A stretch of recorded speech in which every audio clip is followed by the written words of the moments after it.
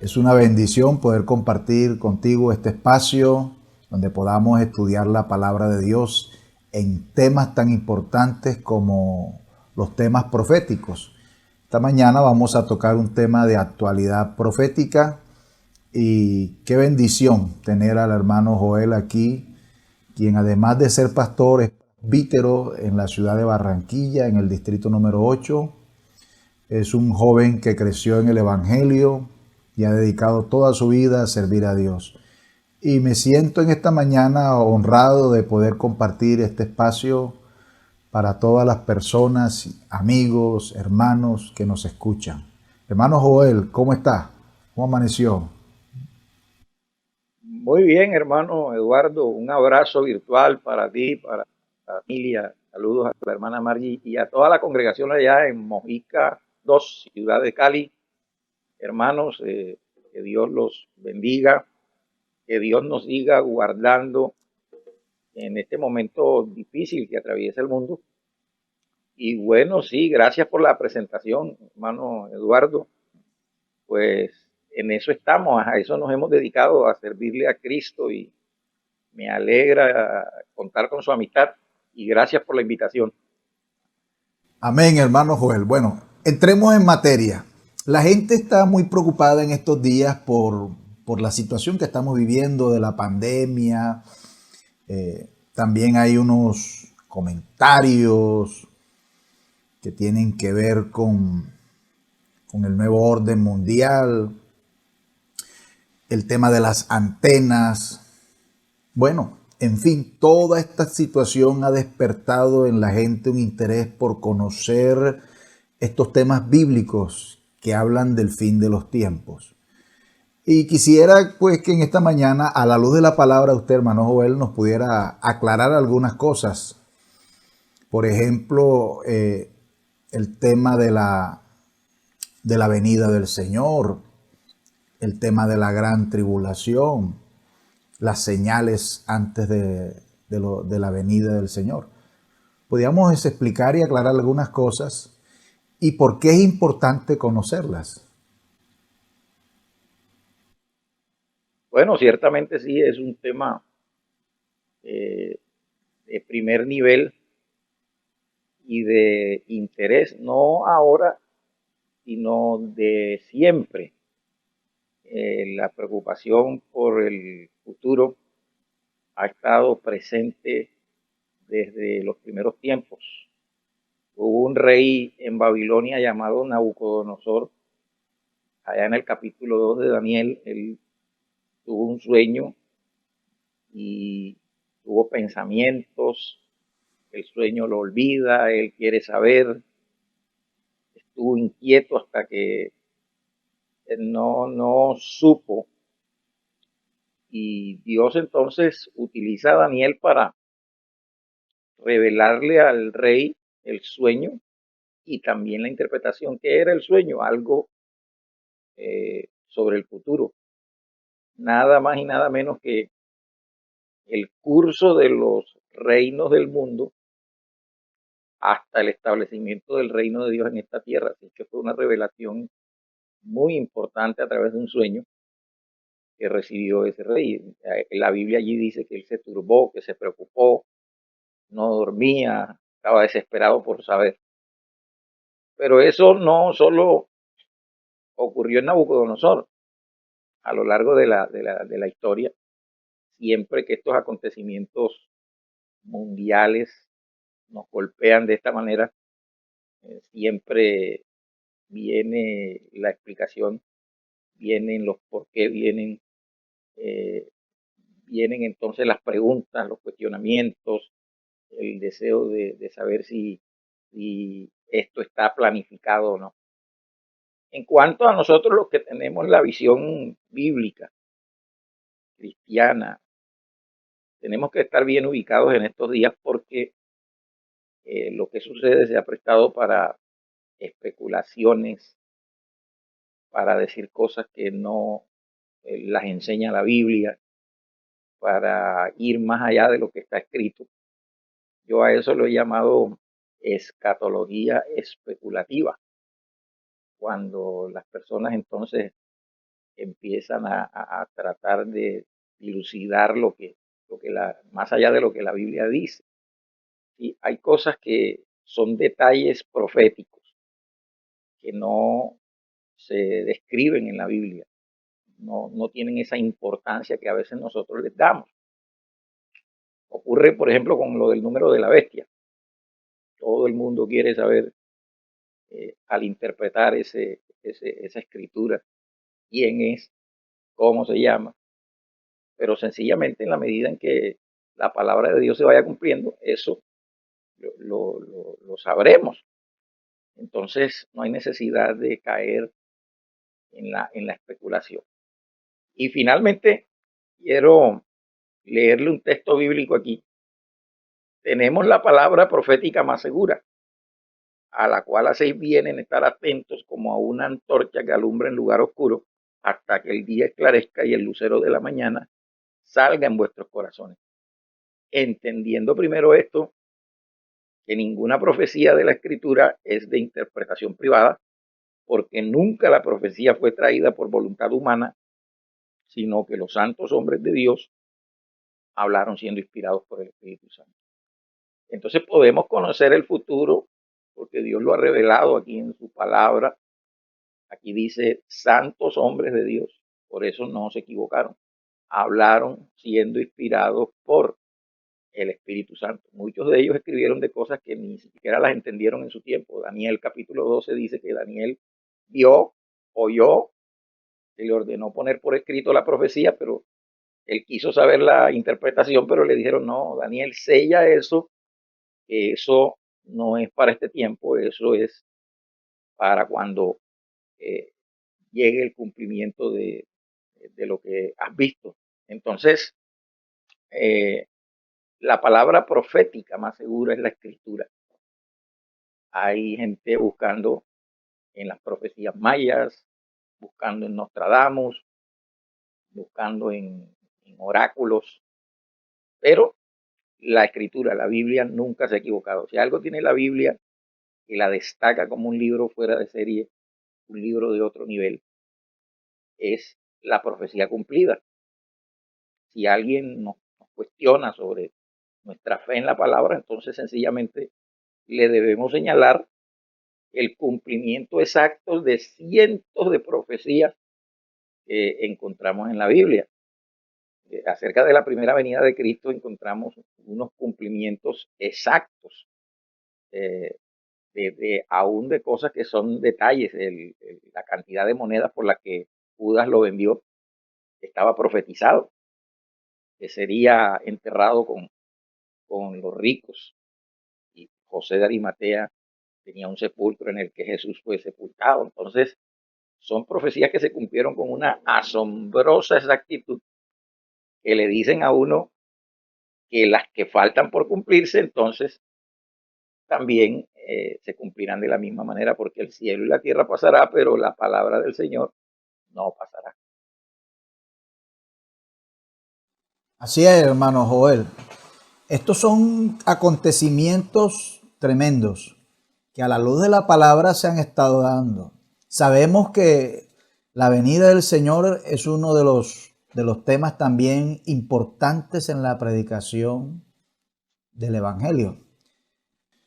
Hay una pregunta también que uno escucha mucho entre los hermanos, es que si esta señal que se está dando ahora, lo de la pandemia, tiene que ver con el cuadro profético, en donde se ubica este acontecimiento, si estamos ya en principios de dolores, o si esto es la gran tribulación. ¿Qué piensa usted, hermano Joel? ¿Y qué nos puede decir con relación a lo que la Biblia enseña? Bueno, creo que sí hay un peligro, hermano Eduardo, cuando estas cosas, en vez de alegrarnos o alertarnos o alentar nuestra esperanza de nuestra reunión con el Señor, lo que hace es producir temor. Y precisamente estas cosas están escritas es para alentar al cristiano, para que el cristiano pueda decir un poquito más y el que ha de venir vendrá.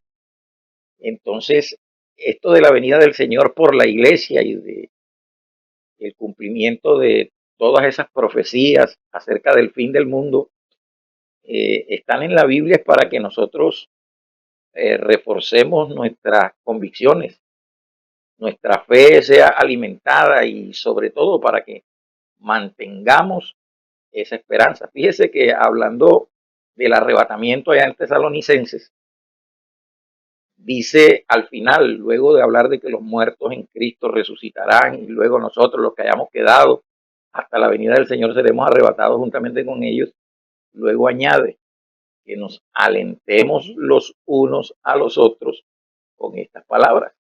O sea que las profecías del levantamiento de la iglesia y todo lo que ha de acontecer no debe producir temor. O sea, un creyente no debe estar lleno de angustia, sino de admiración, de alabanza y sobre todo de esa esperanza de que pronto verá al Señor. Bueno, en cuanto a lo que se está diciendo hoy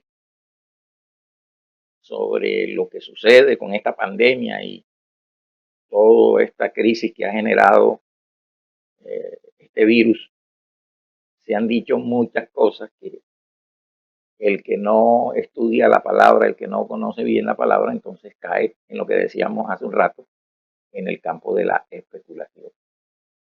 San Mateo 24, cuando Jesús va saliendo del templo, el día que ya oficialmente la religión judía, los fariseos, los sacerdotes, los escribas, lo rechazan, entonces él abandona el templo para nunca más volver a entrar al templo hasta el día en que él regrese y le digan, bendito el que viene en el nombre del Señor. Ese día los discípulos iban asombrados por los edificios, por los adornos, por el templo, por la majestuosidad del lugar.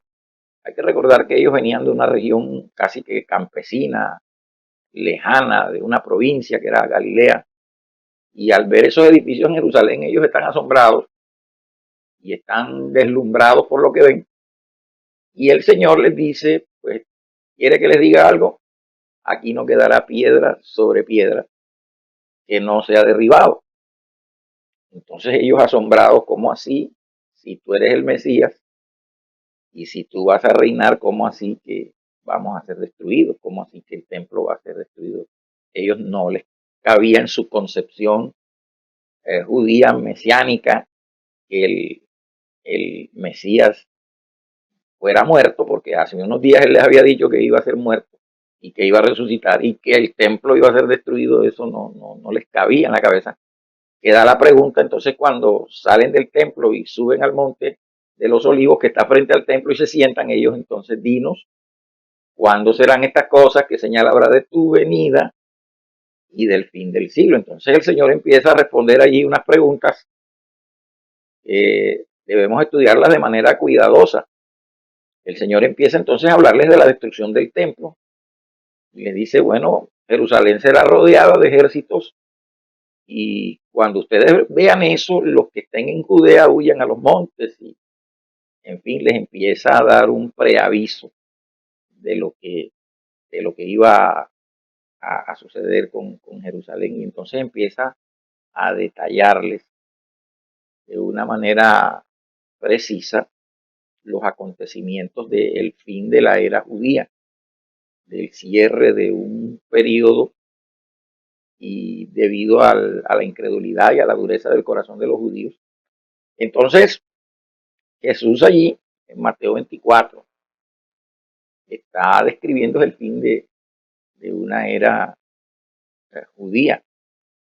Mateo 24, si usted hace un paralelo con Apocalipsis capítulo 6, los famosos sellos del Apocalipsis, donde salen los jinetes del Apocalipsis, usted hace una comparación, hace un paralelo entre Mateo 24 y Apocalipsis 6, usted va a descubrir que está describiendo un acontecimiento que la Biblia lo llama la tribulación. La tribulación es un periodo de juicio posterior al arrebatamiento de la iglesia, al recogimiento del cuerpo de Cristo, del pueblo redimido y que él ganó con su sangre. Y entonces a los que no obedecieron la verdad, a los que se complacieron en la injusticia, a este mundo que oyó el evangelio pero no lo obedeció, entonces le vendrá un periodo de juicio. La Biblia lo llama la ira de Dios, que todavía eso no ha comenzado. Sencillamente porque no, esto que sucede no pertenece a la tribulación, porque la iglesia está aquí todavía. Entonces no es posible que esta peste haga parte de los juicios de la tribulación, porque es que la Biblia enseña que la iglesia no atravesará la, la, la tribulación. Entonces, si la iglesia todavía está en la tierra, entonces eso quiere decir que lo que está sucediendo no hace parte de esos juicios de Mateo 24. La Biblia dice, nadie aborreció jamás su propio cuerpo, sino que lo sustenta y lo cuida, así como Cristo a la iglesia. Entonces, ¿cómo Dios va a derramar juicios sobre su propia iglesia, la que él amó, la que él compró, la iglesia que es su cuerpo? Entonces, nadie aborrece jamás su propio cuerpo. Entonces, la iglesia es el cuerpo de Cristo. Entonces, esto que está sucediendo, sencillamente nos está advirtiendo que hacia allá vamos. Realmente las pestes y las plagas y los juicios que se describen en la tribulación son únicos. Es decir, esto que está sucediendo no es ni siquiera comparable con lo que va a suceder, es la verdad. Y no es azar a la gente, se atemoriza el que no tiene al Señor, el que no conoce la palabra. El que sí la conoce se alegra de que se está apresurando el momento en el que todo esto ha de acontecer. Al ver lo que sucede con esta pandemia, uno dice, Dios mío, ¿cómo será cuando verdaderamente el mundo esté sufriendo la gran tribulación de la que la Biblia dice que no la ha habido ni la habrá? Entonces, nunca ha habido como los que va a haber, nunca ha habido plagas como las que va a haber, nunca ha habido hambres como las que nunca ha habido en el mundo señales en las estrellas y en el como los que van a venir. Todavía no está sucediendo eso que está escrito en Mateo 24. Entonces, por favor, tranquilícese, no aplique mal la escritura. Eso sí, prepárese, porque esto lo que nos está diciendo es que prácticamente el Señor puede venir en cualquier momento. Recuerde que el arrebatamiento de la iglesia no tiene señales. El Señor puede venir por la iglesia en cualquier momento. También es malo, no es correcto decir, no, las señales ya se están cumpliendo. Eso quiere decir que ya el Señor, no, el Señor puede venir en cualquier momento porque el arrebatamiento de la iglesia no tiene que ver con ninguna señal. El arrebatamiento de la iglesia puede suceder en cualquier instante. Señales tiene la segunda venida de Cristo, que es al final del periodo de la tribulación. Entonces hay un orden profético, para resumir, hermano Eduardo. Primero el Señor concluye su programa con la iglesia en esta tierra. La iglesia es trasladada de la tierra al cielo, como dice Primera de Tesalonicenses capítulo 4, en un abrir y cerrar de ojos. A la final trompeta, dice Corintios 15, que seremos arrebatados juntamente con el Señor y así estaremos para siempre con el Señor. Los muertos en Cristo resucitarán primero. Los que hayamos quedado seremos arrebatados con ellos y entonces la iglesia es trasladada de la tierra al cielo. Entonces entra ese periodo de juicio llamado en la Biblia el día de la ira, el gran día de la ira de Jehová. Jeremías capítulo 30 versículo 7 dice, tiempo de angustia para Jacob. Jacob es Israel en la Biblia, entonces fíjese que dice que para Jacob, no para la iglesia. Entonces Israel sí atravesará ese periodo de tribulación. ¿La iglesia dónde estará? La iglesia estará para siempre con el Señor. Donde esté el Señor, ahí estará la iglesia.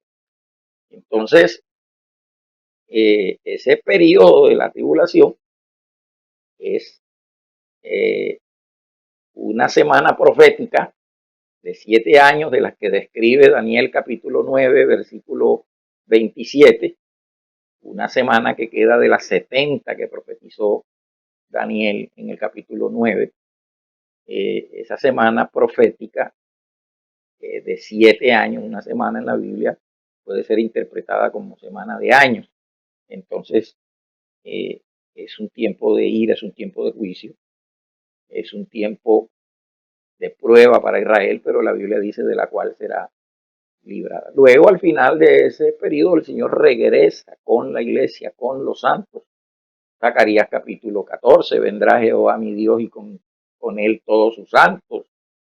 Apocalipsis capítulo 19, ahí está la venida majestuosa, gloriosa, en poder y majestad. El Señor con los ejércitos celestiales. ¿A qué? A hacer juicio sobre las naciones, a establecer su reino en la tierra, a, a juzgar y a Israel, la Biblia dice a que destruirá con el resplandor de su venida al inicuo. Habrá un hombre durante ese periodo de la tribulación, la Biblia lo llama el hombre de pecado, el hijo de perdición, que se levantará y entrará al templo de Dios haciéndose pasar por Dios, y el Señor lo destruirá con el resplandor de su venida. Entonces será establecido el reino de Dios sobre esta tierra. Una vez Cristo regrese con la iglesia, con los santos, entonces esta tierra será renovada, restaurada. La Biblia en Hechos capítulo 3 dice que ese es el tiempo de la restauración de todas las cosas, y de eso hablaron los profetas. Ese periodo se conoce en el estudio bíblico con el nombre del reino milenial, o mejor conocido como el milenio, un tiempo de paz, un tiempo distinto. Esa paz que las organizaciones mundiales no le han podido dar a la humanidad. 6.000 años buscando la paz y la paz no llega. 6.000 años la humanidad buscando la justicia, buscando la equidad, que las naciones se entiendan unas con otras, pero eso no lo va a conseguir el hombre, porque no hay paz para el impío. La paz comienza adentro, la paz de Dios primero en el hombre, cuando hay paz con él. En la medida en que primero el hombre tiene paz con Dios y es justificado y arregla su enemistad con Dios, entonces tendrá paz. Y entonces, al tener paz adentro y al tener paz con Dios, entonces será fácil para el ser humano tener paz con sus semejantes. Mientras tanto, no sucederá. La Biblia lo que dice, ¿de dónde vienen las guerras? De vuestras pasiones que arden dentro de vosotros. La Biblia nos habla del origen de la guerra y es adentro, no es el petróleo, no es la economía mundial, es el corazón de los hombres. Entonces, mientras eso no sea arreglado, nunca habrá paz. El único que le puede dar paz al corazón del hombre para que pueda tener paz con el otro y se acabe la guerra, se llama Jesucristo. Hermano Eduardo.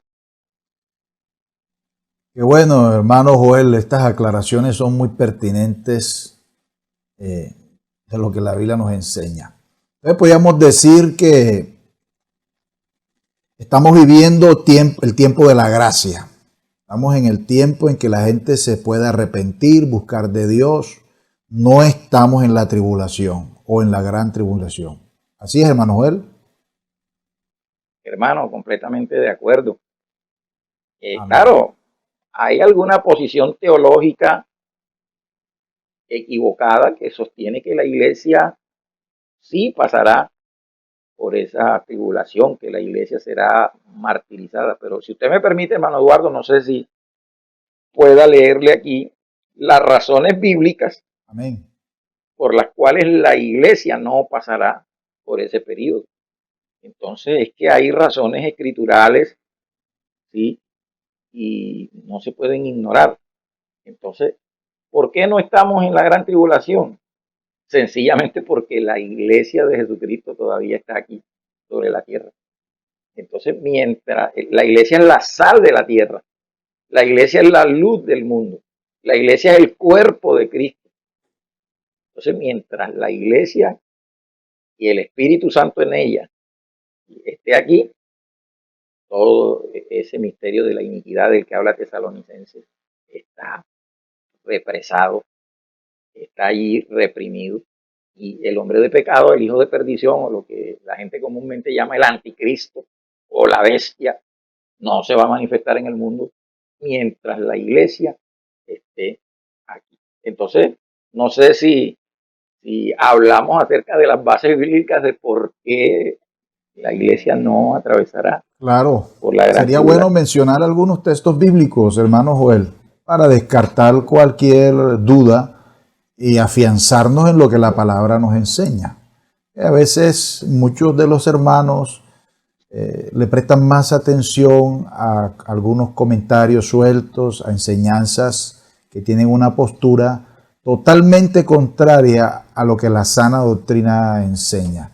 Y que nuestra iglesia ha procurado a lo largo de estos años tratar de ponerlas por obra. Por eso tenemos en nuestro logo algo que nos ha caracterizado, la iglesia que predica lo que la Biblia enseña. Amén.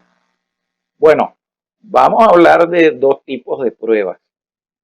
Las directamente escriturales, bueno, todas son escriturales, pero hay algunos versos que directamente dicen que no, que la iglesia no atravesará por ese periodo de juicio. Y hay unos antecedentes históricos que también creo que es necesario analizarlo. Le invito entonces así brevemente a leer algunas escrituras. Romanos capítulo 5, versículo 9. Romanos capítulo 5, versículo 9. Este verso dice, mas Dios muestra su amor para con nosotros en que siendo un pecadores, Cristo murió por nosotros. Pues mucho más, estando ya justificados en su sangre, por él seremos salvos de la ira. Fíjese usted, Dios siendo enemigos de él, nosotros, nos reconcilió por la muerte de su hijo. Eh, él nos perdonó, él nos ha justificado y ahora pertenecemos a la familia de Dios. Todo eso por causa del amor de Dios. Y si Cristo, que murió por nosotros cuando todavía éramos pecadores, pues mucho más, dice aquí, estando ya justificados en su sangre. Un salvo, un justificado, un hombre que ya ha sido perdonado. Aquí dice, por él, por Jesucristo, seremos salvos de la ira.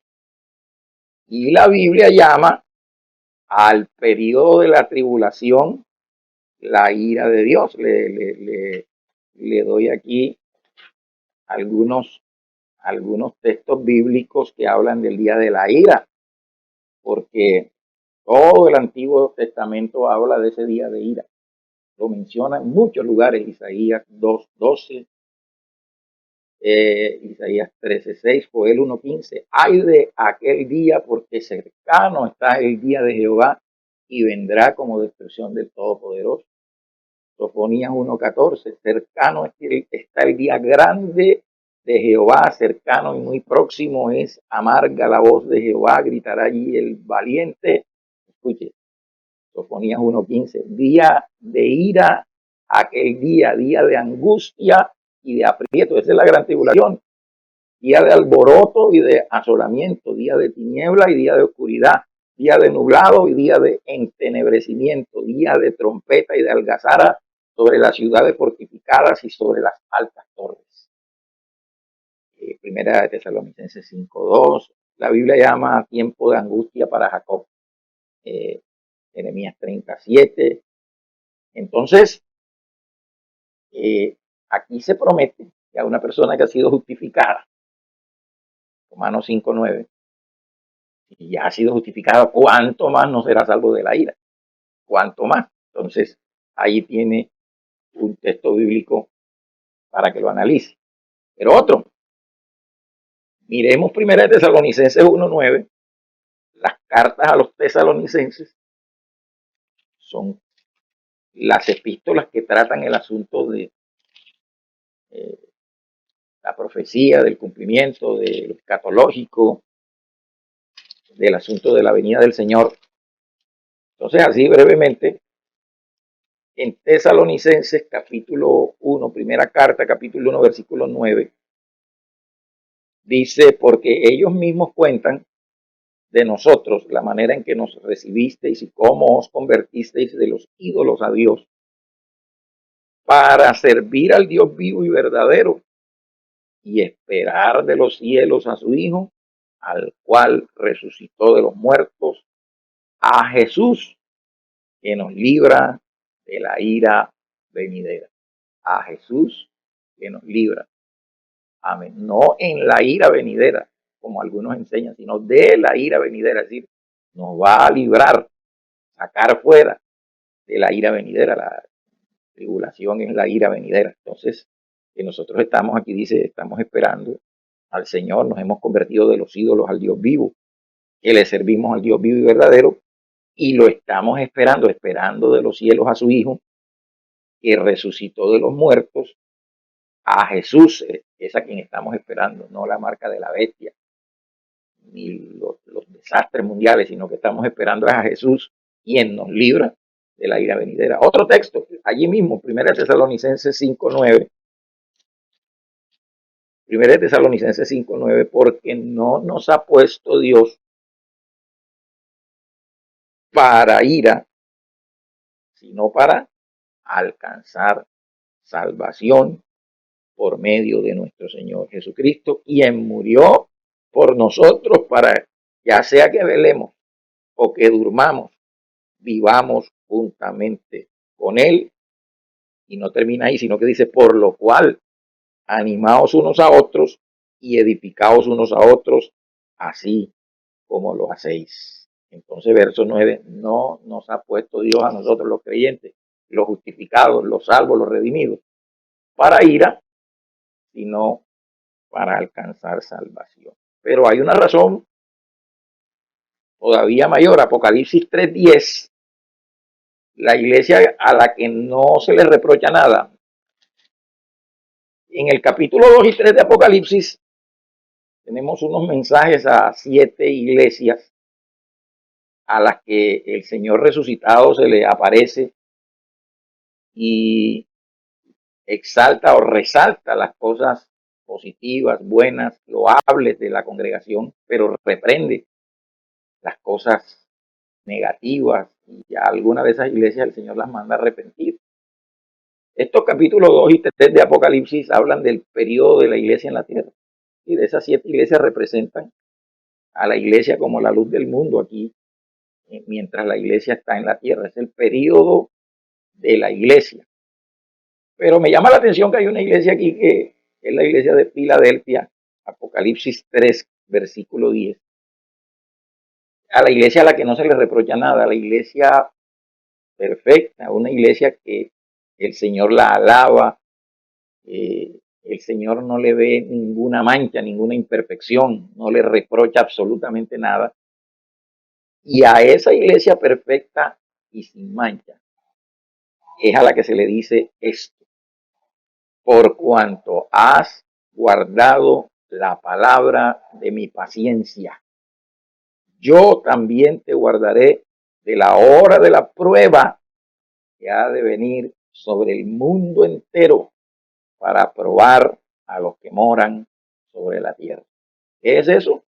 La gran tribulación, la hora de la prueba que ha de venir sobre el mundo entero para probar a los que moran sobre la tierra. Y aquí se le promete a esta iglesia sin mancha, se le promete a esta iglesia fiel, que será guardada, porque ha guardado la palabra de la paciencia, porque ha soportado la prueba, porque ha triunfado en la persecución, porque es una iglesia que no perdió la fe, la confianza, una iglesia que no dejó de servir, una iglesia que no dejó de testificar, una iglesia que no cambió su doctrina, una iglesia que no vendió la verdad, una iglesia que no negó su nombre. A esa iglesia se le hace una promesa. Bendito sea el Señor. ¿Sabe qué? Me goza, me alegra y alabo a Dios por eso, porque hacemos parte de esa iglesia que no vende la verdad, esa iglesia que predica la verdad, de esta iglesia que no esconde el nombre de Jesucristo, A esa iglesia es la que se le promete ser guardada de la hora de la prueba que vendrá sobre el mundo entero. Entonces, allí tiene una razón poderosísima. La iglesia santa y perfecta no atravesará la gran tribulación. Pero hay un antecedente, hermano Eduardo, y ya voy concluyendo. Hay muchas más escrituras, pero fíjese usted en Génesis 19, cuando Abraham intercede por el justo Lot. Él se mudó a Sodoma, Gomorra, vivía allá en aquella ciudad perversa, condenada por Dios, porque sus pecados alcanzaron unos niveles eh, inimaginables.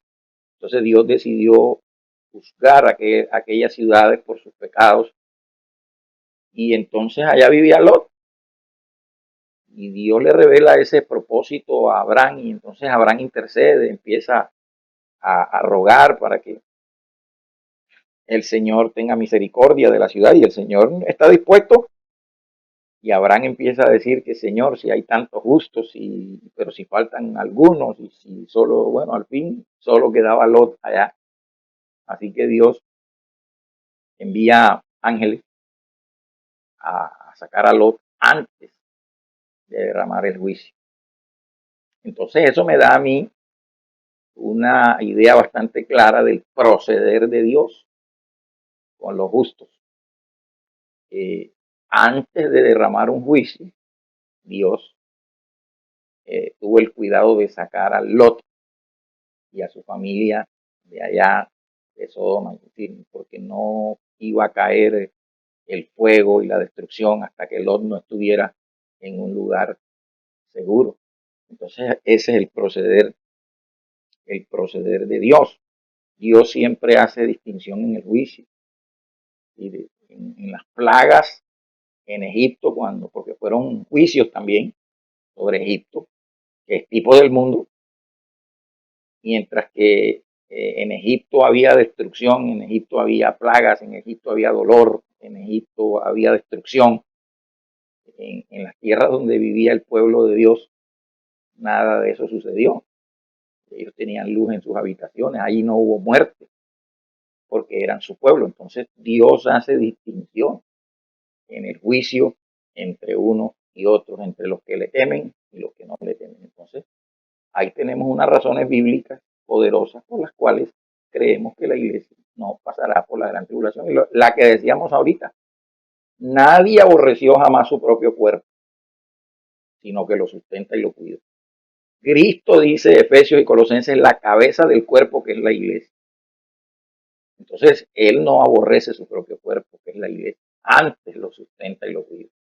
Entonces, no podemos estar de acuerdo con la idea de que la iglesia atravesará el tiempo de la tribulación, mucho menos de la gran tribulación. Algunos ven la última mitad de la tribulación, los últimos 3 años y medio, como la gran tribulación, pero ni la primera parte ni la segunda parte. La iglesia no está puesta para juicio, sino para salvación. Diga, hermano Eduardo. Qué bueno, hermano Joel, estas aclaraciones pertinentes a la luz de la palabra. Nos alegra, pues, escuchar esta hermosa doctrina que nos afianza en la fe. Yo quisiera, pues, ya para terminar, hermano Joel, que usted diera unas palabras finales y nos diera un consejo con relación a todo esto que está pasando, que genera un poco de nerviosismo y genera también como una zozobra en las personas y en algunos creyentes que de pronto están así un poco, no sé, su consejo, su apreciación, hermano Joel. Sí, hermano, ciertamente los días son difíciles. Primero, no deje que el temor se apodere de su corazón. No permita que esa angustia por el mañana se apodere de su mente.